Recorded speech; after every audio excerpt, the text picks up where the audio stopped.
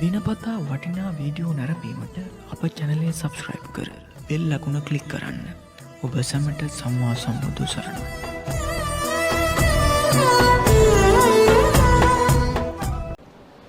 පිංගතුනි, නිවන් දකින්නත් දසපාරමී ධර්මයන් ගැන බුදුරජාණන් වහන්සේ පෙන්නනවා. බුදු වෙන්න, පසේ බුදු වෙන්න, රහත් වෙන්න මේ සසරේ නිවන් අවබෝධයේ පිණිස දියුණු කළ යුතු පාරමී ධර්ම.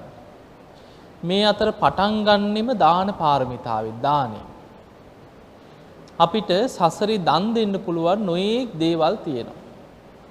ආහාර පාන දෙන්න පුළුවන්, මිල මුදල් වලින් උදව් උපකාර කරන්න පුළුවන්, පොත්පත්, පෑන් පැන්සල්, වියලි ආහාර පාන, ගෙවල් දොරවල්, ඉඩකඩම්, රෙදිපිලි නොයේක් දේවල් දන් දෙන්න පුළුවන්. හැබැයි මේ සියලු දේවල් අතර සබ්බ දානං ධම්ම දානං ජිනාති කියන උතුම්ම දාණය තමයි ධර්ම දාන. ඒ නිසා මේ පින්වතුන් අද දවසේ ධර්ම දානමය විශාල පිනක් ජීවිතේ රැස් කරගන්න දවසක්. පින්වතුනි, අද දායකත්වයේ දරන පිරිසගේ අරමුණ බවට පත් වුණේ කර්මය ගැන කරුණු ටිකක් අද දවසේ සාකච්ඡා කරමු කියලා. කර්මය ගැන තේරුම් ගන්න අපි පුංචි උදාහරණයක් බලමු. කර්මය කියන්නේම චේතනාව. මේ චේතනා පහල කරලා අපි කරන දේවල් වල විපාක, අපි රැස් කරගන්න කර්ම කොයි තරම්නම් භයානකද කියන එක තේරුම් ගන්න අපි ධර්මයේ තියෙන පොඩි සිදුවීමක් දිහා බලමු ඉස්සරලා. දේශනාවේ තියෙනවා තිස්ස කියලා හාමුදුරු කෙනෙක් ගැන බොහොම ලස්සන ධර්ම කතාවක්. මේ හාමුදුරු බොහෝම සද්ධාවෙන් පැවිදි වෙච්ච කෙනෙක්, තිස්ස නම.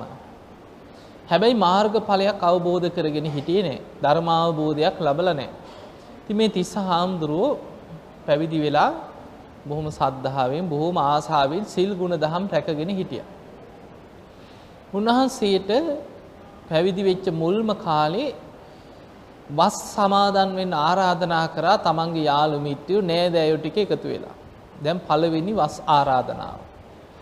උන්වහන්සේ ඒ සකස් කරලා තිබ්බ තැනක වස් සමාදන් වෙලා වැඩ හිටියා ඒ වස් මාස 3. වස් කාලේ අවසන් වුණාට පස්සේ සිවුරකට අවශ්‍ය වටිනා රෙදි. ඒ කාලේ රෙදි බොහොම හිඟයි. ඒ නිසා තමයි බොහෝ දෙනා පාංශකූල සිවුරු හැටියට විසි කරලා දාලා තිබ්බ රෙදි කෑලි මිනිහ උතලා ගිහිල්ලා විසි කරන මේ රෙදි එකතු කරගෙන ඇවිල්ලා සිවුරු කරලා මේ මහගත්තේ. රෙදි හිඟයි. ඉතින් මේ තිස්ස හාමුදුරුවන්ට මුලින්ම සිවුරකට අවශ්‍ය, පාංශකූල සිවුරකට අවශ්‍ය හොඳ රෙදි එකතු කරලා රෙදි කෑලි ටිකක් ගෙනහලා සිවුරක් කරගන්න ගෙනහලා පූජා කරා. දැන් පළවෙනි වස් කාලේ ගත කරලා මුලින්ම හම්බෙච්ච සිවුරකට රෙදි, හොඳ රෙදි ටිකක් හම්බුණා. උන්වහන්සේ දැන් මේ රෙදි ටික අරගෙන ගිහිල්ලා තමන්ගේම නැගණිය හිටියා. මේ නැගණියගේ ගෙදරට ගිහිල්ලා නංගිට දුන්නා, නැගණිය මට මෙන්න මේ රෙදි වලින් හොඳ සිවුරක් කරලා පූජා කරන්නයි කියලා. ඉතින් උන්වහන්සේට අවශ්‍ය ප්‍රමාණයට අර නැගණිය මොකද කරේ? බොහොම ලස්සනට සිවුරක් මැහුවා. සිවුර මහලා ගෙනල්ලා තිස්ස හාමුදුරන්ට දුන්නා. ස්වාමීනි, ඔබ වහන්සේට සුදුසු විදියට මේ සිවුර පඳු ගහලා පොරවන්න දැන් ඔන්න මහලා නම් ඉවරයි කිව්වා. උන්වහන්සේ ඉදා මොකද කරේ? ආරාමේ හිටපු වික්ෂුන් වහන්සේලා එකතු කරගෙන ඇවිල්ලා බොහොම ආසාවෙන් සිවුරට පඳු පෙව්වා.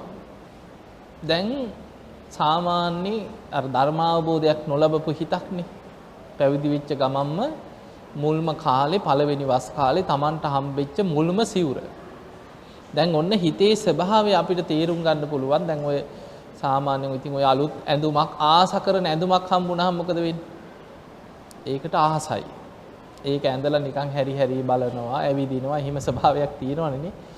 තිස්ස හාමුදුරන්ටත් අනිය උනේ මොකද? මේ හාමුදුරුවෝ දැන් සිවුර පඳු ගහනකොටත් පේනවා, මැවිලා පේනවා සිවුර ඇඳගෙන පහවදා පිණ්ඩපාත යන හැටි. උන්වහන්සේ සිවුර ගැනම ආසාවෙන් තමයි සිවුර පඳු පෙව්වේ. සිවුර පඳු පොවලා ඉවර වෙලා කුටියේ ඉස්සරහා වැලක වීලින්න දැම්ම. දැන් පඳු ටික හොඳට සිවුරට අල්ලයි. එදා රාත්‍රියේ නිදාගන්න යනකොටත් දැන් නිින්දෙන් පේන්නේ තර සිවුර. දැන් හෙට උදේ වෙනකොට පඳු ටික අල්ලලා මේ සිවුර හොඳට වේලිලා තියෙයි මම මේ සිවුර ඇඳගෙන පිණ්ඩපාත යනවා කියලා ලොකු ආසාවකින් සිවුර ගැන හිතා නිදාගත්තා. රෑ මොකද වුනේ? බඩේ අමාරුවක් උස්සන්න වුණා. දරා ගන්න බැරි මාරාන්තික වේදනාවක් ඇති වුණා. මේ බඩේ අමාරුවත් එක්ක වේදනාවෙන් පුදුම වේදනාවකින් Taman නිදාගෙන හිටපු ඇදේ එහාට මෙහාට පෙරලෙනකොට මතක් වෙන්නෙම සිවුර. රෑ එහෙම මරණයටපත් වුණා. උන්වහන්සේ අපවත් වුණා. අපවත් වුණාට පස්සේ දැන් නොසිතපු දෙයක් වුණේ. හදිසියෙම මරණයටපත් වුණා රෑ බඩේ අමාරුවක් හැදෙලා. බුදුරජාණන් වහන්සේ ධර්මයේ තියෙන විනය ක්‍රමයක් තමයි දැන් භික්ෂුන් වහන්සේ නමක් අපවත් වුණාට පස්සේ උන්වහන්සේගේ කටයුතු එදා දවසේම බොහෝ වෙලාවට අවසන් වෙනවා. ඒ කාලේ ක්‍රමය අදටත් ඉන්දියාවේ එහෙම තමයි. එදාම ගිහිලා ආදාහනය කරනවා.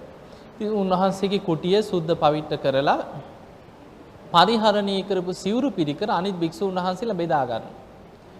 උපස්ථායක කෙනෙක් හිටියොත් උපස්ථායකයන් වහන්සේට අයිති වෙනවා. උන්වහන්සේට අවශ්‍ය නැති ඒවා අනිත් අයට බෙදලා දෙනවා. එහෙම කෙනෙක් නැත්නම් සංඝයා පොදුවේ Tamanට සිවුරු අවශ්‍යයි අරගෙන ඉතුරු ඒවා ගබඩාවට දානවා. දැන් තිස්සහාමුදුරුවෝ අපවත් වුණාට පස්සේ උන්වහන්සේගේ ශරීරය ගෙනහිලා ආදාහනය කරලා කටයුතු ඉවර කරලා ආපු භික්ෂුන් වහන්සේලා එදා මේ තිස්සහාමුදුරුවන්ගේ සිවුරු බෙදා ගන්න දැන් කට්ටිය එකතු වුණා. එකතු වෙච්ච වෙලාවේ බුදුරජාණන් වහන්සේට තියෙනවා දිබ්බ සෝත දිබ්බ චක්කු කියනවා. දිවස් නුවණක් තියෙනවා. සාමාන්‍ය කෙනෙකුට ඇහෙන්නේ නැති හඬවල් බුදුරජාණන් වහන්සේට ඇහෙනවා. ඒ නිසා උන්වහන්සේ දෙවියන් කතා කරන දේවල්, බ්‍රහ්ම ලෝකේ බ්‍රහ්මයන් කතා වෙන දේවල් අහගෙන ඉඳලා බණ කියනවා. තිරිසන් සතුන්ගේ පවා සිතුවිලි බුදුරජාණන් වහන්සේට වැටහෙනවා, දැනෙනවා, ඇහෙනවා. බුදුරජාණන් වහන්සේට මෙන්න ඇහෙනවා මේක මගේ සිවුර ගන්න එපා කියලා කෙනෙක් විලාප දීගෙන එහා මෙහා දුවනවා. උන්වහන්සේ දිවසින් බැලුවා කවුද මේ? ඉක්මනට සංඝයාට දැනුම් දුන්නා මහණෙනි අර තිස්ස හාමුදුරුවන්ගේ සිවුරු දින 7ක් යනකම් කවුරුත් ඒව ගන්න එපා කියලා බෙදා ගන්න එපා. ඒවා එහෙම තියලා කුටිය වහලා තියන්නේ කියලා. දැන් භික්ෂුන් වහන්සේලාට මේක ප්‍රශ්නයක්. ඇයි මේ දැන් අනිත් හාමුදුරුවරු නම් අපවත් වුණාම එදාම මේ කුටිය අස්පස් කරලා ඒ සිවුරු ටික බෙදාගෙන අනවශ්‍යව ගබඩාවට දානවා. ඇයි මේ තිස්ස හාමුදුරුවන්ට විතරක් වෙනම ක්‍රමයක් දවස් 7ක් යනකම් කුටිය වහන්න කිව්වේ මොකද? ඒව කවුරුත් බෙදා ගන්න එපා කිව්වේ මොකද කියලා දැන් කට්ටිය ওই ගැන හිත හිටියා.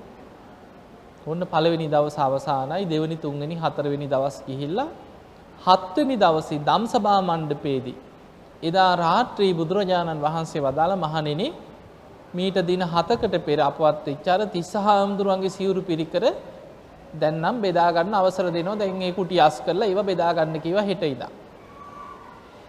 ඒ වෙලේ භික්ෂුන් වහන්සේලා අහනවා ස්වාමීනි භාග්‍යතුන් වහන්සේ ඇයි මේ තිස්ස හාමුදුරුවන්ට විතරක් ඔය වගේ වෙනස් කරේ මොකද? අන්න එතනදී බුදුරජාණන් වහන්සේ කාරණේ හෙළිදරව් කරා. බුදුරජාණන් වහන්සේ වදාලා මහණෙනි තිස්ස භික්ෂුව සිවුර ගැන ඇති වෙච්ච අසාමාන්‍ය ආසාවක් මරණ මංචකේ පවා බලවත් උනේ අර සිවුර ගැන ඇති වෙච්ච ආසාව. සිවුර ගැන ආසාවෙන් මැරිලා ඒ සිවුරෙම මැක්කෙක් වෙලා ඉපදිලා කි. බලන්න තමන් අර ආසා කරපු සිවුරේ මැරිලා මැක්කෙක් වෙලා සිවුරේ උපන්නා කි. අර සිවුර බෙදා ගන්න භික්ෂුන් වහන්සේලා හදනකොට ඒ සිවුරේ එහාට මෙහාට දුවනවා. මගේ සිවුර ගන්න එපා මේක මගේ එක කියලා සිවුර එහා මෙහා දුවනවා මේ මැක්කා.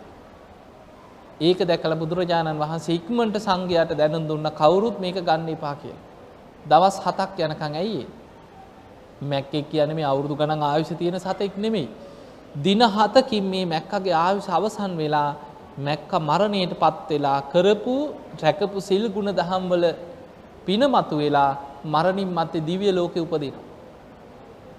බුදුරජාන් වහන්සේ වදාළ මහණෙනි දැන් ඒ කෙනා අර සිවුරෙම මැක්ක මරණයටපත් වෙලා දැන් දෙව්ලොව පහළ වුණා කියලා දිව්‍ය ලෝකේ ඉපදිලා කියලා.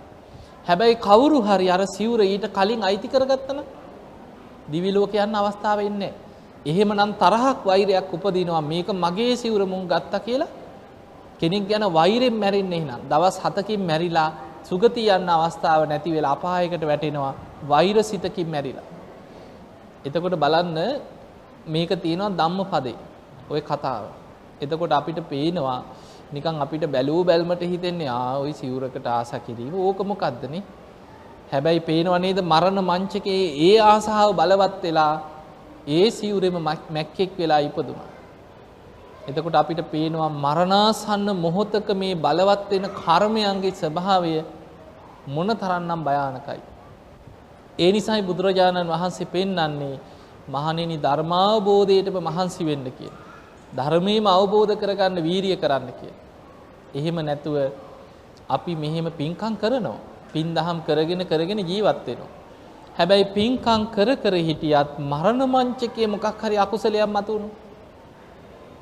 සෝවාන් ඵලයෙන් මෙහා සෝවාන් වෙච්ච කෙනෙක් නම් කොහොමවත් ප්‍රශ්නයක්. සෝතාපන්න වෙච්ච කෙනෙක් නම් ඒකාන්තයෙන් සතර අපායෙන් මිදිච්ච කෙනෙක්.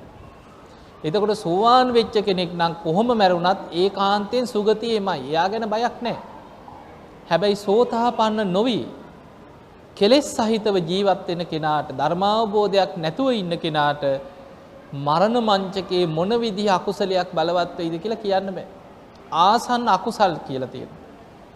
ආසන්න කර්මයක් හැටියට අකුසලයක් මතු වුණොත් දුගතිය යන්න පුළුවන්. ওই බන්දුල මල්ලිකා ගැනත් තියෙන්නේ එහෙමනේ. කෝසල මල්ලිකා කොසල් රජුරුවන්ගේ බිසව මල්ලිකා දේවියලා දෙන්නෙක් ඉඳලා තියෙනවා. බන්දුල සෙම්පතියට හිටපු මල්ලිකා දේවිය නිසා ඒ බන්දුල මල්ලිකා කියන. කොසල් රජුරුවන්ගේ බිසවක් හිටියා මල්ලිකා දේවිය. එකම නම. ඒ නිසා කෝසල මල්ලිකා කියලා හැදින්නවා අඳුන ගන්න. ධර්මයේ එහෙමයි තියෙන්නේ. එතකොට මේ කෝසල මල්ලිකා කොසල් රජුරුව එක්ක හරියට පින් කරපු කෙනෙක්. අසත් දුෂ්‍ය මහා දානයක් දුන්නා. මල්ලිකා දේවිය තමයි ඔක්කොටම උපදෙස් දුන්නේ. එතකොට මේ වගේ ලොකු පින්කම් ජීවිතේ කර හිටියත් තමන්ගේ අතින් වෙච්ච යම්කිසි වැරැද්දක් අඩුපාඩුවක් හිත හිටියා. අන්න ඒකයි භයානකම. මගේ අතින් මේ වගේ වැරැද්දක් වුණා නේද? මම මේ වගේ පව්කමක් කරා නේද? මම මේ වගේ වැරදි වැඩක් කරා නේද ජීවිතේ කියලා අර වෙච්ච වැරැද්ද අකුසලයේ ප්‍රහාණය කරන්නේ නැතුව ඒක හිත බලවත් කරගත්තා. බොහෝ දෙනෙකුට තියෙනවා පින්වතුනි යම් වැරැද්දක් වුණාට පස්සේ ඒක හිතෙන් අයින් කරන්න ඕන. සබ්බ පාපස්ස අකරණම් පාපී අකුසල් හිතෙන් දුරු කරන්න කියන බැහැර කරන්න. අපි කරපු පුංචි වැරැද්දක් හරි හිතන්න මොකද වෙන්නේ? වැරැද්ද හිත තුල හිතන්න කර්ම චේතනාව කියන්නේ කර්මය. චේතයිත්වා කම්මං කරෝති කායේන වාචාය මනසා කියන. චේතනා පහල කළා තමයි අපි යමක් හිතන්නේ. චේතනා පහල කළා තමයි අපි කතා කරන්නේ. චේතනා පහල කළා තමයි අපි ක්‍රියා කරන්නේ. එතකොට අපි හිතමු අපේ අතින් වෙච්ච මොකක් හරි ප්‍රාණඝාතයක් කියලා අපි සතෙක් මැරුවා. මොකක් හරි සතෙකුට ගලකින් ගහලා සතා මැරුණා කියලා හිතමු. බල්ලෙකුට පන්නන්න ගැහුවා. බල්ලා මැරුණා. දැන් අපි ඕක ගැන අපි හිතමු. දැන් ඕක අපේ ජීවිතේ වෙච්ච ප්‍රාණඝාතයක්. දැන් අපි ওই ගැනම හිතනවා. හැමදාම අපිට මතක් වෙනවා. නේ මම මේ වගේ සතෙක් මැරුවා නේද? මගේ අතින් මේ වගේ සතෙක් මැරුණා නේද? දැන් ඕක අපි හිතන්න මොකද වෙන්නේ? දැන් අපි ගෙදර කට්ටිය එක්කත් හැම වෙලෙම කියනවා නේ දැන් මම බලන්න මට මේක මතක් වෙනවා මගේ හිතට හැම වෙලෙම වද දෙනවා. මම මේ වගේ සතෙකුට ගලකින් ගහලා මේ සතා මැරුණානේ කියලා දැන් ඕකම කියනවා. හිතන්නේත් ඒකමයි. නිදාගන්න ගියත් මතක් වෙන්නේ ඒක. එතකොට අපි ඒ ගැන හිතන්න කියන්න ඒ ගැනම අපි සිහි කරන්න මොකද වෙන්නේ? අර අකුසලේ පොඩි දෙයක් වෙන්න පුළුවන් ප්‍රාණඝාතය. ඒ සතා මැරුණා ඉවරයි දැන්. හැබැයි ඒක හිතන්න හැම වෙලෙම ඒ මුල් කරගෙන කර්ම බලවත් වෙනවා. මරණ මංචකෙත් බලවත් කරගත්තොත් මැරෙන්න යන වෙලාවෙත් හිතුනොත් මම මේ වගේ දෙයක් කරා නේද කියලා ඒකම ඇති අපාය උපදින. එතකොට බුදුරජාණන් වහන්සේ පෙන්වන්නේ සබ්බ පාපස් අකරණම් පාපී අකුසල් කියන ඒවා හිතෙන් වඩන්නේ නැහැ. ඒවා හිත බලවත් කරන්නේ නැහැ. පාපී අකුසල් හිතෙනුත් අයින් කරනවා. අකුසල් වලින් වළකිනවා විතරක් නෙමෙයි හිතෙන් පවා වෙච්ච අකුසල් සියල්ල හිතෙන් අමතක කරනවා. අයින් කරනවා. බැහැර කරනවා. පාපී අකුසල් හිතෙන්ම දුරු කරලා දානවා. කුසලස්ස උපසම්පදා අපි කරන්න ඕනේ කුසල්. වඩන්න ඕනේ කුසල්. හැම වෙලෙම කරපු පින ගැනම හිතන්න ඕනේ. කරපු පින ගැනම සිහි කරන්න ඕනේ. ඒකත් කර්ම. කුසල කර්ම. එතකොට අපි කරපු කුසල කර්ම ගැන හිතන්න කුසල් බලවත් වෙනවා. අපි කරපු කුසල් ගැන කතා කරන්න කුසල කර්මේ බලවත් වෙනවා. ඒ නිසා චේතනා පහළ කර කර කුසල් ගැන හිතනවා, කරපු කුසල් බලවත් කරන. දැන් කෝසල මල්ලිකාවට උනේ කරපු පින්කම් ගැන හිතන්න බැරි වුණා. ඒක තමන්ගේ දුර්වලතාවය. ඒ තරම් මහා පින්කම් කර කර හිටියත් මරණ මංචකයේ මතක් වුණා අනේ මම මේ වගේ වැරද්දක් අකුසලයක් කරා නේද කියලා අර අකුසලයේ බලවත් කරගත්තා. ඒ අකුසලයේ බලවත් වෙලා දින කීපයක් අපාය ඉපදුනා කියලා තියෙනවා. දවස් කීපයක් අපායට වැටුණා නිරේට. දැන් රජ්ජුරුව ගැන තියෙන්නේ රජ්ජුරුවොත් හිතුවා අනේ මේ කෝසල මේ මල්ලිකාව හරිය සද්ධාවන්තයි. හරියට පින්කම් කරා. ඒකාන්තයෙන් දිව්‍ය ලෝකෙම ඇති කියලා හිතුවා. හිතලා කල්පනා කරා අනේ බුදුරජාණන් වහන්සේගෙන්ම තමයි දැනගන්න ඕනේ මොන දිව්‍ය ලෝකෙද ඉපදුනේ කියලා. උන්වහන්සේ කියයි හරියටම ඉපදිච්ච දිව්‍ය ලෝකෙ කියලා බුදුරජාණන් වහන්සේ හම්බෙන්න එනවා. එනකොට ඈත තියා බුදුරජාණන් වහන්සේ දැක්ක රජ්ජුරුව නම් එන්නේ හොඳකට නෙමෙයි. රජ්ජුරුව එන්නේ මේ මල්ලිකා දේවිය ඉපදිච්ච තැන අහන්නනේ. බැරි වෙලාවත් අපායේ ගියා කියලා කියවට රජ්ජුරුව එකපාරට පිළිගනීද? නෑ, තරහ යන්නත් පුළුවන්. වෛරයක් ඇති වෙන්නත් පුළුවන්. බුදුරජාණන් වහන්සේට වෛර කරන්නත් පුළුවන්. රජවරු භයානකයි. ඊට පස්සේ බැරි වෙලාවත් දැන් ඒ වගේ එකපාරට රජ්ජුරුවන්ට පිළිගන්න බැරි දෙයක් ඇහුවොත් මොකද්ද මේ අපි කරපු පින්කම් වල විපාක මෙච්චර පින් කළත් අපායේ ගියා නම් කියලා ජේතවනේම විනාශ කරන්නත් බැරි නෑ. අහලා ඇතිනේ පළවෙනි රාජසිංහ රජුරෝ නුවර යුගේ තාමන්ගේ තාත්තා මරලා පීට්ටු ගහතන අකුසලයක් කරගත්ත මේ රජුරෝ භික්ෂුන් වහන්සේලාව ගිහිල්ලා අහනවා මේ පව අයින් කරගන්න ක්‍රමයක් තියෙනවද ඇහුවා. උන්වහන්සේලා කියනවා රජතුමනි කරන්න දෙයක් නැහැ කිව්ව ආනන්තරී අකුසලයක්. රජුරෝ ධර්මේ නම් තියෙන අපාය යනවා කියලා කිව්වා. Hindu ආගමිකයෝ කියා හිටියා ඕක පොඩි දෙයක් අපි සමා කරලා දෙන්නම් කිව්වා. පව් කමා කරන්න පුළුවන් කිව්වා. Hindu ආගම වැළඳගෙන විහෙර විහාර ගිනි තිබ්බා. පන්සල් ගිනි තිබ්බා. පොත්පත් ඔක්කොම එකතු කර කර ගිනි තිබ්බා. හාමුදුරුවරු කොහෙද ඉන්නේ? කපලා කොටලා මරන්න අන කරා. ගණින්නාන්සේලා යුගයක් ඇති වුණා කියලා අහලා ඇති. හාමුදුරු කෙනෙක් හොයාගන්න නැති වුණා නුවර යුගේ.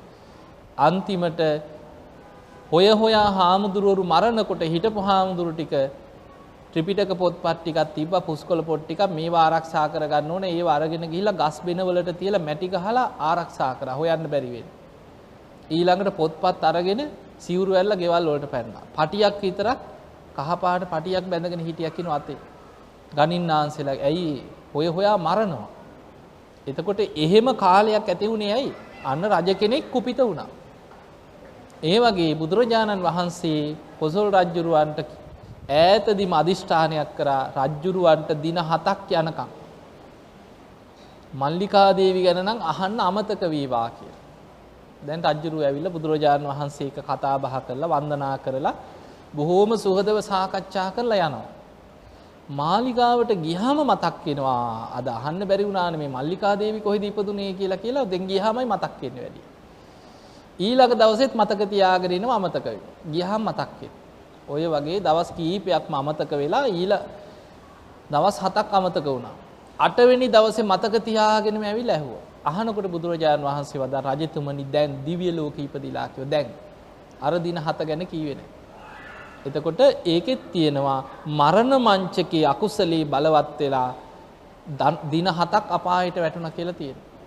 එතකොට අපිට පේනවා පින් කර කර හිටපු කෙනා හැබැයි මරණ මංචකේ අකුසලයක් බලවත් කරගත්. අන්න ඒ වගේ අපිට පේනවා එතකොට මොනතරම් පින් කර කර හිටියත් අකුසල් ප්‍රහාණය කරගන්න බැරි වුණොත් මරණ මංචකේ හරි අකුසලයක හිත පිහිටියොත් දුගතියකට වැටෙන්න පුළුවන්. ආසන්න අකුසලයක් හැටියට ඒක බලවත් වෙන්න පුළුවන්. ඒ නිසා පින්වතුනි කර්ම කියලා කියන්නේ බොහොම භයානක දේවල්. මේක දැන් මේ බුදුහාමුදුරන්ගේ උවමනාවට වෙන දේවල් නෙමෙයිනේ. කර්මය කියන්නේ ලෝක ස්වභාවයක්. කවුරුත් කරන දෙයක් නෙමෙයි. එතකොට දැන් බුදුරජාණන් වහන්සේ පෙන්නනවා මේ කර්මයේ ස්වභාවය මොන තරම්නම් භයානක ස්වරූපයෙන් මේවා විපාක දෙදී යනවද කියලා. සක්විති රජ කෙනෙක්. දැන් හිතන්න සක්විති රජ කෙනෙක් කියන්නේ තමන්ගේ ශරීරයේ මහා පුරුෂ ලක්ෂණ මතුවෙනකම්ම සසරේ පින් කරගත්ත කෙනෙක්. බුද්ධත්වයට පත් වෙන බුදු කෙනෙකුටයි සක්විති රජ කෙනෙකුටයි දෙතිස් මහා පුරුෂ ලක්ෂණ පිහිටන. එතකොට මේ වගේ මහා පුරුෂ ලක්ෂණ 32ක් මතුවෙනකම්ම සසරේ පින් කරගත්ත සක්විති රජුරෝ සක්විති රජකම් කරනකොට මුළු ලෝකේම ධාර්මිෂ්ඨව සිල්වත්ව පාලනය කරනවා. සක්විති රජුරුවන්ගේ පිනට අහසින් යන්න පුළුවන් චක්‍ර රත්නයක් අශ්ව රත්න 15 වෙනවා. ඒවැ නැගලා අහසින් හිතන දිශාවල් වලට අහසින් සිවුරංග සේනාව පිරිවරාගෙන රජුරු අහසින් යනවා. ඒ ගිහිල්ලා ඒ ප්‍රදේශවල මිනිස්සුන්ට රටවැසියන්ට අනුශාසනා කරනවා ප්‍රාණඝාතයෙන් වළකින්න, හොරකමෙන් වළකින්න, වැරදි කාම සේවනයෙන් වළකින්න, බොරුවෙන් වළකින්න, මත්පැන් මත්ද්‍රව්‍ය වලින් වළකින්න. ධර්මයේම දජේ කරගෙන ධර්මානුකූලව වාසය කරන්න කියලා පංචශීලයෙන් අනුශාසනා කරලා ලෝකයක් සීලවන්ත කරන්න අනුශාසනා කරනවා. එතකොට එවැනි පිනක් කරගත්ත සක්විති රජුරෝ මුළු ජීවිතේම ලෝකේම සක්විති රජුරුවන්ගේ අනසකට යටත් කරගෙන පංචශීලයේ පිහිටවන. ඒ තරම් පින් කරපු රජුරුව මරණින් මත්තේ දිව්‍ය ලෝකේ උපදින. අර පිනේ විපාක හැටියට සක්විති රජුරුව දිව්‍ය ලෝකේ යනවා. හැබැයි දිව්‍ය ලෝකෙදී අර කරපු පින ගෙවිලා ඉවර වෙන කාලයක් එනවා.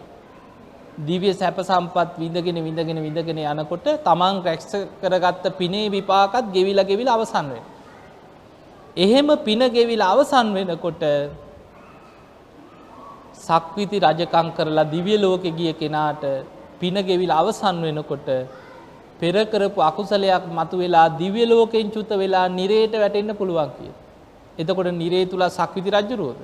නැහැ. එතකොට නිරිසතා.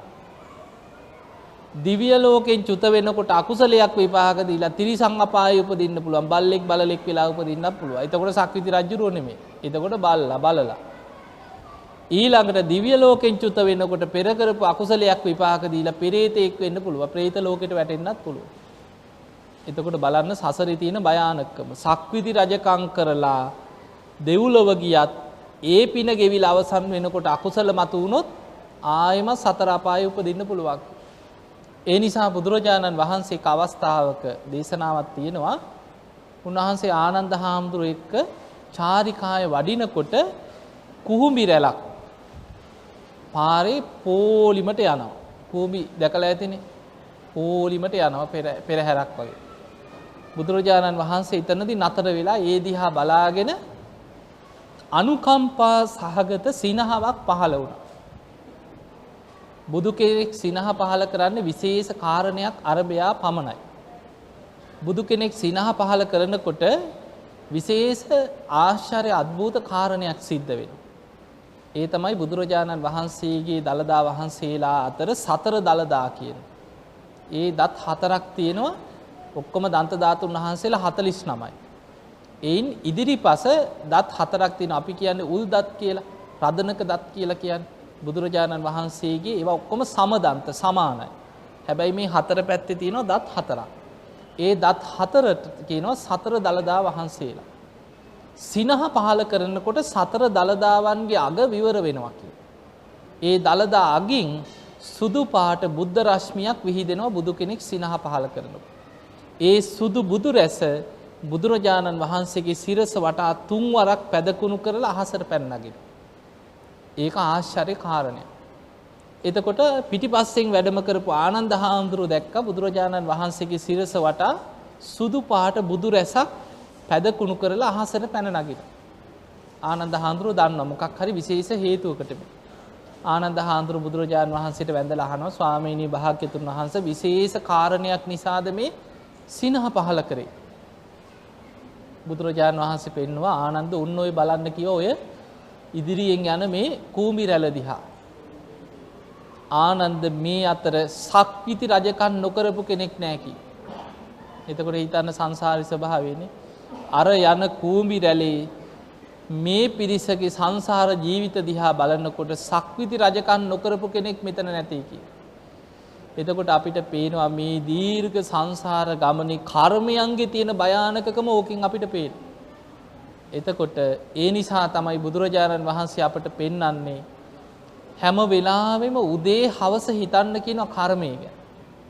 ගිහියෙක් වේවා පැවිද්දෙක් වේවා නිතර සිහි කළ යුතු කරුණු අතර පළවෙනිම දේ තමයි කම්මස්ස කෝම්හි කම්ම දායාදෝ කම්ම යෝනි කම්ම බන්දෝ කම්ම පටිසරණ යං කම්මං කරිස්සාමි කල්යාණං වා පාපකං වා තස්ස දායාදෝ උදේ හවස හිතන්න කියන කම්මස්ස කෝම්හි මම කර්මයේ ස්වකීය කරගෙන ජීවත් වෙන කෙනෙක් කම්ම දායාදෝ මට දෑවැද්ද හැටියට සසරේ මගේ පස්සෙන් එන්නේ මට ලැබිලා තින්නේ මම රැස් කරගත්ත කර්ම. කම්ම යෝනි මගේ උප්පත්ති ස්ථානේ මේ මනුස්ස ලෝකෙද කොහෙද කියලා මට තීරණය වුණේ මම රැස් කරගත්ත කර්මයේ මතයි. කම්ම බන්දු මට ඉන්නේ එකම නෑදෑය ඥාතියා මම රැස් කරගත්ත කර්මයේ පමණයි. කම්ම පටිසරණු මම කර්මයේ පිළිසරණ කරගෙන ඉන්න කෙනෙක්. යං කම්මං කරිස්සාමි කල්යාණං වා පාපකං වා තස්ස දායාදෝ මම යම් යහපත් දෙයක් කරොත් ඒකේ යහපත් විපාක මට ලැබෙනවා. මම කරන දේ අයහපත් නම් ඒකේ අයහපත් විපාක විඳින්න වෙන්නේ මටමයි කියලා උදේ හවස හිතන්න කියලා. එතකොට ගිහියෙක් වුණත් පැවිද්දෙක් වුණත් දවස ගානේ උදේ හවස හිතන්න ඕන පළවෙනිම දේ තමයි මම කර්මයේ දායාද කරගෙන ජීවත් වෙන කෙනෙක්. මම කර්මයේ පිළිසරණ කරගෙන ඉන්න කෙනෙක්. මම කර්මයේ ඥාතිය කරගෙන කර්මයේ උප්පත්තිය කරගත්ත කෙනෙක්. මම යම් හොඳක් නරකක් කරොත් ඒකේ විපාක මට විඳින්න වෙනවාමයි කියලා හිතන්න කියලා. එහෙම කර්මයේ ගැන නිතර නිතර හිතන කෙනාට අකුසලයක් කරන්න හිතෙන්නේ නැහැ. හිතට එනකොටම මතක් වෙනවා මේකේ විපාකේ මට ගෙනියන්න වෙනවා. හොරකමක් කරන්න, ප්‍රාණඝාතයක් කරන්න, වැරදි වැඩක් කරන්න හිතට ආපු ගමන්ම චේතන අකුසල් වල ස්වභාවය හිතට කෙලෙස් මතුවෙනවා. අකුසලයට හිත නැඹුරු වෙනවා. හැබැයි උදේ හවස කර්මය ගැන හිතන්න පුරුදු වෙච්ච කෙනාට අකුසලයක් කරන්න හිතුණත් හිතනකොටම මතක් වෙනවා මේකේ විපාකයක් මට එනවා. මට මේක විඳවන්න වෙනවා. ඒ නිසා මම මේකෙන් වළකින්න ඕනෑ කියන හැඟීම කර්මය ගැන හිතන කෙනාටයි මතක් වෙන්නේ. බලන්න බුදුරජාණන් වහන්සේ පෙන්නනවා මහණෙනි ඔය පාරේ යනකොට මගතොටේ යනකොට දකින්න ලැබෙනවා ඊටාම දිලිඳු පුද්ගලයෝ. ඇඟ පුරා කුෂ්ඨ හැදිච්ච, කුදු ගැහිච්ච. සමහර වෙලාවට නොයේක් අබල දුබලතා ඇතුව හිඟමනේ යන එදා වේලවත් හම්බ කරගන්න බැරි අසරණ කෙනෙක් දකින්න ලැබෙනවා. එතකොට හිතන්න කියනවා මේ විදිහට. මේ දීර්ඝ සසර ගමනේ මම කොයි තරම්නම් ඔය වගේ ඉපදිලා ඇද්ද? අන්න එහෙම හිතන්න කියනවා. අපිට හිතෙන්නේ ඔහොම නෙවෙයි ඉන්නේ. අපෝ උපෝපන් ජාතිමත් මේ වගේ නම් උපදින්න එපා කියලා අපි එහෙමනේ හිතන්නේ. එතකොට අපි කැමති උපෝපන් ජාති ඉපදී යන්න කැමති. හැබැයි ඒ විදිහට නැතුව. අපිට හිතෙන්නේ එහෙම දෙයක්. හැබැයි බුදුරජාණන් වහන්සේ අපිට පෙන්වන්නේ එහෙම නෙමෙයි. හිතන්න කියනවා මේ දීර්ඝ සසර ගමනේ මම කොයි තරම්නම් ඔය වගේ පාරවල් වල හිඟා කාලා ඇද්ද? මම කොච්චර ඔය වගේ කුදු ගැහිලා තුවාල හැදිලා අබල දුබලතා ඇතු ඔය වගේ අන්ත අසරණ වෙලා ඉදා වේලවත් කන්න නැතුව ඔය වගේ කුණු කාණු වල බැහැගෙන කුණු බාකි සුද්ධ කර කර පිලුණු වෙච්ච දේවල් කකා මම කොච්චරනම් සසරේ ඔහොම ඉඳලා ඇද්ද කියලා හිතන්න කියන කර්මය ගැන. ඊළඟට බුදුරජාණන් වහන්සේ පෙන්නනවා පාරේ යනකොට දකින්න ලැබෙනවා බොහෝම සැප සම්පත් විඳින අය සිටුවරු. ඒ කාලේ ධනවත්ම කෙනාට තමයි සිටු තනතුර ලැබුණේ. බොහෝම ලස්සන ශරීරය ඇති. ඊළඟට සිටු තනතුර ලැබලා බොහෝම සැප සම්පත් භුක්ති විඳිමින් වටිනා ජීවිත ගත කරන මාලිගාවල් පරිහරණය කරන වටිනා රත පරිහරණය කරමින් බොහෝම සැප සම්පත් විඳින අය දකින්න. එහෙම අය දැක්කොත් හිතන්න කියනවා මේ දීර්ඝ සසර ගමනේ මම කොච්චරනම් ඔහොම ඉපදිලා ඇද්ද? අන්නේ විදිහට හිතන්න කියනවා. එතකොට හැබැයි අද දුක් විඳිනවා නම් අද ඒ සියල්ල අහිමි වුණා. ඒක තමයි සසරේ ස්වභාවය. රජවරු වෙලා ඉඳලා ඇති, සිටුවරු වෙලා ඉඳලා ඇති, හිඟන්නු වෙලා ඇති, සත්තු වෙලා ඇති, පෙරේතයෝ වෙලා ඇති, නිරිසත්තු වෙලා ඇති. මේ සසරේ කොයිතරම්නම් මමත් ඔය වගේ ඉපදිලා ඇද්ද කියලා හිතන්න කියලා. අන්න එහෙම හිතන්න පුරුදු වෙන කෙනා තමයි කර්මයේ ස්වභාවය හරියට තේරුම් අරගෙන අකුසල් වලින් වැළකීලා කුසල් වඩන්න පෙළඹෙයි. ඒ නිසා පින්වතුනි කර්මය ගැන ටිකක් අපි දැන් ওই ටිකත් එක්ක තේරුම් ගමු. කර්මය කියන්නේ මොකක්ද? බුදුරජාණන් වහන්සේ වදාලා චේතනාහම් භික්ඛවේ කම්මං වදාන. මහණෙනි කර්මය කියන්නේ චේතනාවයි. චේතයිත්වා කම්මං කරෝටි කායේන වාචාය මනසාක්නේ චේතනා පහල කරලා අපි කායේන අපේ අතපය හසුරවනකොට ක්‍රියා කරනකොට වැඩ කරනකොට මේ කය මුල් කරගෙන චේතනා පහල වෙලා තමයි කය ක්‍රියාත්මක වෙන්නේ. වාචාය අපි කතා කරන හැම වචනයකටම පෙර හිත ඇතුලේ සකස් වෙනවා. ඒකට කියන විතක්ක ਵਿਚාර. චේතනාවක් පහල කරලා තමයි වචන කතා කරන්නේ. අපි හිතන හැම සිතුවිල්ලක් තුළම අපි සිහියෙන් ඉන්නකොට අවදියෙන් ඉන්නකොට හැම වෙලෙම චේතනාවක් ඇතුව තමයි හිතන්නේ. එතකොට අපේ සිත කය වචනය කියන තුන් දොරින්ම චේතනා පහළ වෙනවා. කර්ම රැස් වෙනවා. එතකොට අපේ ඇහැට පේන රූප ගැන චේතනා පහළ වෙනවා. ඒවට කියන රූප සංචේතන. කනට ඇහෙන ශබ්ද ගැන චේතනා පහළ වෙනවා. ඒකට කියනවා ශබ්ද සංචේතන. නාසයට දැනෙන ගඳ සුවඳ ගැන චේතනා පහළ වෙනවා. ගන්ධ සංචේතන. දිවට දැනෙන රස ගැන චේතනා පහළ වෙනවා. රස සංචේතන. කයට දැනෙන පහස ගැන පොට්ටබ්බ සංචේතන. මනසට හිතෙන අරමුණු ගැන චේතනා පහළ වෙනවා. ධම්ම සංචේතන. එතකොට අපේ ඇස කන නාසය දිව කය මනස කියන ආයතන 6 තුලිනුත් චේතනා පහළ වෙනවා කියන්නේ මේ චේතනාව තමයි කර්මය. එතකොට ඔබට හිතෙන්න පුළුවන් දැන් අපි ඇහැ අරගෙන ඉන්න හැම වෙලාවෙම ඇහැට පේන රූප ගැන චේතනා පහළ වෙනවා. කනට ශබ්ද ඇහෙනවනේ ඉතින් ඕක වහගන්න බෑනේ. ඒවා කනට ඇහෙන හැම ශබ්දත් එක්කම චේතනා පහළ වෙනවා. කන බොන හැම වෙලාවෙම දිවට රසක් දැනෙනකොට ඒ ගැන චේතනාවක් පහළ වෙනවා. කයට පහස දැනෙනකොට චේතනා පහළ වෙනවා. හැම වෙලෙම හිතට අරමුණු වෙනවනේ. එතකොට අපේ ඇස කන නාසය දිව කය මනස පරිහරණය කරමින් ආයතන 6ත් එක්ක අපි ජීවත් වෙනවා කියන්නේ හැම මොහොතකම චේතනා පහළ වෙනවා. එතකොට චේතනාවකින් තොරව අපිට ජීවත් වෙන්න පුළුවන්ද? එහෙම පුළුවන්කමක් නැහැ. ඇස කන නාසය දිව කය මනස පරිහරණය කරනවා කියන්නේ ආයතන 6ට එන අරමුණු ඔස්සේ චේතනා පහළ වෙනවා. මේ චේතනාව තමයි කර්මය.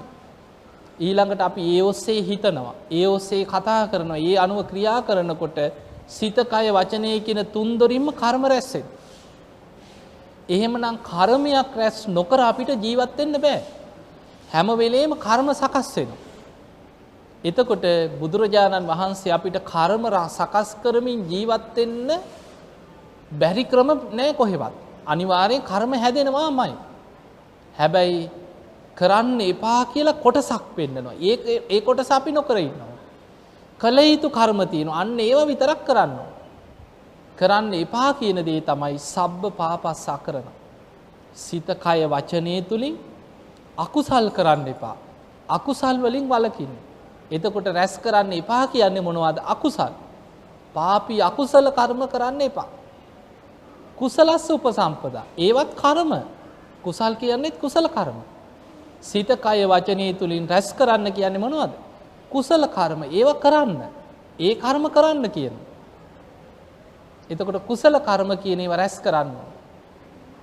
සචිත්ත පරියෝදපණං තමන්ගේ හිත দমনය කරන්න කියන. දැන් භාවනාවක් කරනවා. භාවනාව තුළ රැස් වෙන්නේ මොනවද? ඒකත් කර්මයක්. භාවනා කරනකොට රැස් වෙන්නේත් කර්ම. ඒ නිසා තමයි බ්‍රහ්ම ලෝක ධ්‍යාන වඩපු කෙනා ධ්‍යානයට අනුව බඹලෝ උපත පිණිස කර්මයක් හැදෙනවා. අරූප ධ්‍යාන වඩන කෙනාට අරූපී බ්‍රහ්ම ලෝකෙ උපදින්න කර්ම හැදෙනවා.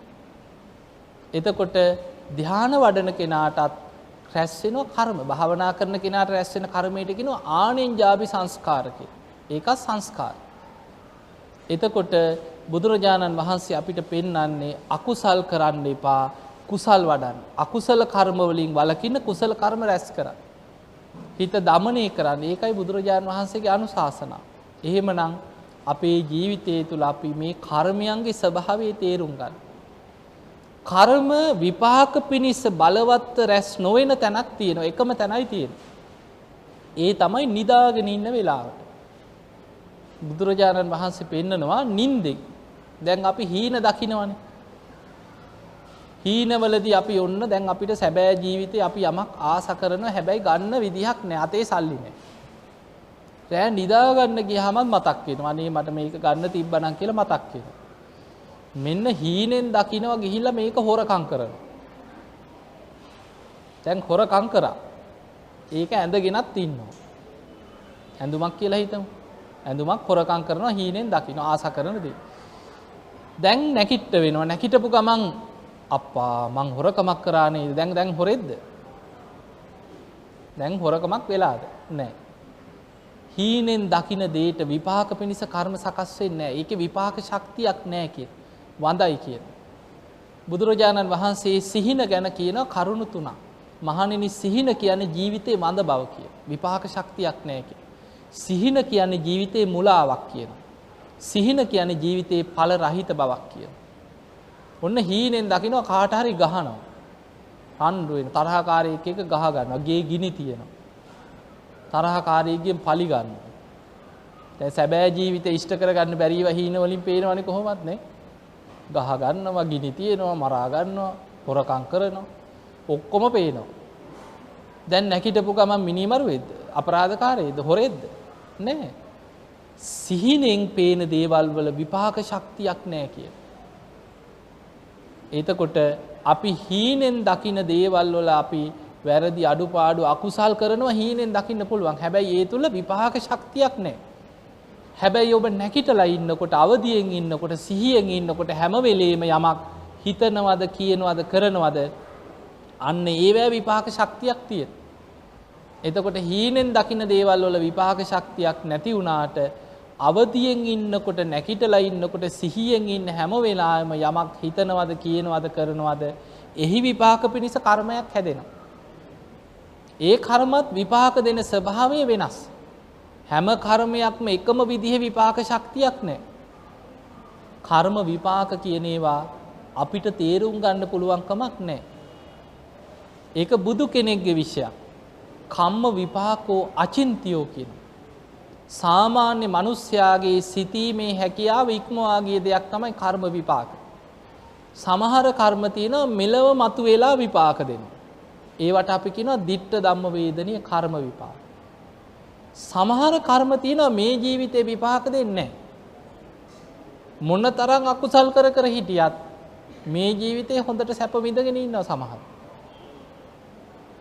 ඒ අයට මරණින් මත්තේ ඊළඟ ජීවිතේ විපාකේ හම්බ වෙනවා. උපපජ්ජ වේදනීයයි.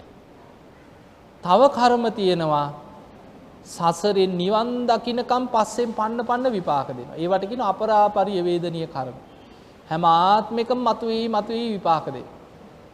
එතකොට කර්ම විපාක විශ්ය අපිට ඕන විදිහට තීරණය කරන්න බෑ. අපි නම් කියනවනේ අපි හිතන්නේ එහෙමනේ.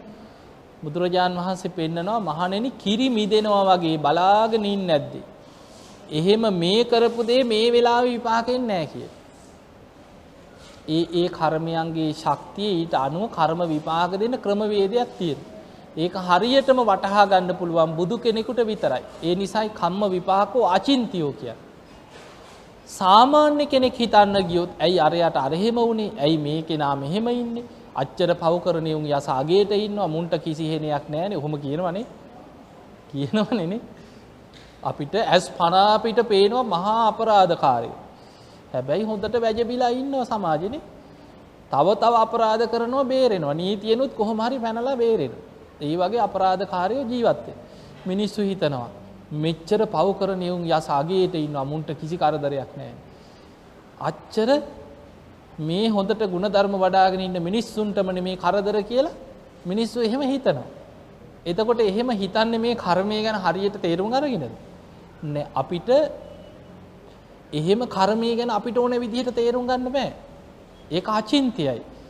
මේ ජීවිතේ අපේ අකුසල් බලවත් නම් මේ ජීවිතේ කරන පුංචි අකුසල් පව මතුවේ විපාක දෙන්නත් පුළුවන්. කෙනෙක් ඉන්නවා මේ ජීවිතේ ඉපදිලා තියෙන්නේ පෙර ලොකු පිනක් මත. පෙර කරපු පින බලවත්. ඒ නිසා මෙලව මොනතරම් වැරදි අඩුපාඩු අපරාධ දුස්සීලකම් කර වුණත් ඉන්නේ පෙර පින බලවත් නිසා. පෙර පින ගෙවිලා ඉවර වෙනකොටම සමහර වෙලාවට රජකම් කරත් මහපාරේ මැරෙන්න වෙනවා. දැන් බලන්න කොසල් රජුරුව ගැන තියෙන්නේ. දඹදිව හිටපු විශාලම රාජ්‍යයක් තිබ්බ කෝසල ජනපදේ පාලකයා කොසල් රජුරුව. බලවත්ම පාලකයා. ශාක්‍ය වංශිකයෝ පවා කොසල් රජුරුවන්ට බදු ගෙවලා තියෙනවා. හැබැයි කොසල් රජුරුව මැරුණේ කාත් කවුරුවත් නැතුව අම්බලමක. එතකොට අපිට පේනවා රජකම් කරත් කාත් කවුරුවත් නැතුව කොසල් රජුරුව අම්බලමේ මැරුණේ. ඒක තමයි ස්වභාවය. ඊළඟට කර්ම විපාක කියන ඒවා කාටවත් බේරන්න බෑ. අපි බේරගන්න කොච්චර උත්සාහ කරත් බේරගන්න බැරි ඒවා තියෙනවා. ඒකනේ දැන් හිතන්නකෝ යසෝදරාව ගැන හිතන්නනේ.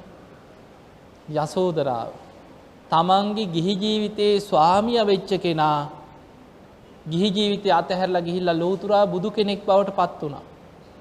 තමන්ගේ කුසෙන් බිහි වෙච්ච දරුවා පැවිදි වෙලා රහත් වුණා. ශික්ෂාකාමීන් අතර අග්‍රයි රාහුල රහතන් වහන්සේ. හැබැයි තමන්ගේම තාත්තා සුප්‍රබුද්ධ රජුරෝ කොහෙද? නිරේ අද. තමන්ගේ සහෝදරයා දේවදත්ත අද නිරේ. එතකොට බේරගන්න පුළුවන් වුණා. එතකොට අන්න ස්වභාවය. පවුලේ දෙන්නෙක් නිරේ. කීප දෙනෙක් රහත් වුණා. අන්න ස්වභාවය. එතකොට අපිට පේනවා කර්මයන්ගේ ස්වභාවය තම තමන් රැස් කරගන්න කර්මානුව කාටවත් ඒවා වළක්වන්න බේරගන්න පුළුවන් කමක් නැහැ. බුදුරජාණන් වහන්සේ ජීවමාන වැඩ ඉන්නකොටම ශාක්‍ය ජනපදයේම විදුඩබ රජුරුව ඇවිල්ලා කපලා කොටලා ශාක්‍ය වංශිකයෝ සමූල ඝාතනය කරා. එතකොට අපිට පේනවා බුදුරජාණන් වහන්සේගේ නෑදෑයෝ ටිකත් කපලා කොටලා මරලා දැම්ම විදුඩබ රජුරුව. අන්න තමන් රැස් කරගත්ත පෙර අකුසල විපාක බුදුරජාණන් වහන්සේ 3 වතාවක් බේරගන්න හැදුවා. ආයෙමත් කර්ම එනකොට උන්වහන්සේ බැලුවා මොකක්ද මේ පෙර කරපු අකුසලයක්. බලනකොට සංසාරේ කරපු අකුසල විපාකයක් ඥාතීන්ට මේ විපාක දෙන්නේ. 3 වෙනි වතාවේ බුදුරජාණන් වහන්සේ නිහඬ වුණා. එතකොට අපිට පේනවා මේ කර්මයන්ගේ ස්වභාවය. ඒ නිසා පින්වතුනි කර්මය ගැන හොඳට හිතන්න. ඔය කියපු ටික හොඳට සිහි කරගෙන උදේ හවස කර්මය ගැන සිහි කරන්න පුරුදු වෙන්න. කොහොමද බුදුරජාණන් වහන්සේ අපිට පෙන්වුවේ ගිහියෙක් වුණත් පැවිද්දෙක් වුණත් නිතර හිතන්න කියන කම්මස්ස කෝම්හි කම්ම දායාදෝ කම්ම යෝනි කම්ම බන්ධෝ කම්ම පටිසරණ යං කම්මං කරිස්සාමි කල්යාණං වා පාපකං වා තස්ස දායාදෝ මම කර්මයේ ස්වකීය කරගෙන කර්මයේ දායාද කරගෙන කර්මයේ ඥාතිය කරගෙන කර්මයේ පිළිසරණ කරගෙන ජීවත් වෙන කෙනෙක්. මම කරන හොඳ නරක කර්මයන්ගේ විපාක මටම ගෙවන්න වෙනවා මම විඳවනවා කියලා කර්මය අනුව හිතනවා නම් අකුසල් වලින් වළකින්න පුළුවන්. එහෙමනම් ඔබ හැමදෙනාම දැඩි අදිෂ්ඨානයක් ඇති කරගන්න. මේ ලැබිච්ච දුර්ලභ මනුස්ස ජීවිතයේ තුල බුදුරජාණන් වහන්සේගේ ශාසනයක් ලෝකෙ පිහිටන කාලේ ධර්මය ඇහෙන කාලේ ඉපදුනා. කර්මය ගැන යම් දැනුමක් අවබෝධයක් අද අපිට තියෙනවා. එහෙමනම් සියලු බුදුරජාණන් වහන්සේලා අපිට පෙන්වන අනුශාසනාවක් තියෙනවා. සබ්බ පාපස්සකර නම් පාපී අකුසල කර්මයන්ගෙන් වළකින්. කුසලස්ස උපසම්පදා කුසල් දහම් කුසල කර්මවල රැස් කරන්න. ඒවැ යෙදෙන්න. සචිත්ත පරියෝදපණං හිත දමනය කරගන්න. ඒ තම් බුද්ධානුශාසන මමත් මේ බුද්ධානුශාසනාව තුළම පිහිටලා ධර්මයේම අවබෝධ කරගන්න මහන්සි ගන්න කෙනෙක් බවට පත් වෙනවා කියන අදිෂ්ඨානය හැම දිනම තමන්ගේ ජීවිතය තුළ ඇති කරගන්න.